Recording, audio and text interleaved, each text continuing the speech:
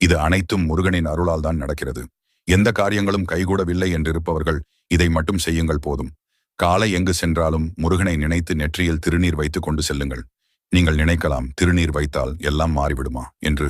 இதற்கு ஒரு உண்மை கதை இருக்கிறது. அதை கேட்ட பின் உங்களுக்கு மெய் சிலிர்த்து விடும். ஒருவர் வேலை கிடைக்காமல் பல நாட்களாக இருந்தார். இவரின் சகோதரி திருநீரை நெற்றியில் பூச சொல்லும் போது அவர் கிண்டலாக பதில் சொல்லியிருக்கிறார்கள், இதை பூசி கொண்டு போனால் மட்டுமெல்லாம் நடந்துவிடப் போகிறதா என்று. ஆனால் அவளோ அவனது நெற்றியில் விபூதியை வைத்து விடுகிறாள். போகும் வழியில் ஒரு காரின் முன்பு இவர் தெரியாமல் போய் விழுகிறார். அந்த கார் ஓட்டி கொண்டு வந்தவர் இவரை பார்த்துவிட்டு சென்ற பின் அவருக்கு பல வருடங்களாக முடியாத சொத்து வழக்கு முடிந்து அவரின் அனைத்து சொத்துக்களையும் மீட்டெடுக்கிறார். பிறகு அதே பையனை இவர் மறுநாள் பார்க்கும் போது வந்து பணம் கொடுக்கிறார். திருநீறு பூசிய உன் முகத்தை பார்த்து சென்று தான் எனக்கு இவை அனைத்தும் நடந்தது என்று. உடனே அவன் எனக்கு பணம் வேண்டாம், வேலைதான் வேண்டும் என்று கூறுகிறார். அவர் உடனே அவனுக்கு ஒரு வேலையை தருகிறார். அவர் அவனுக்கு கூறுகிறார்,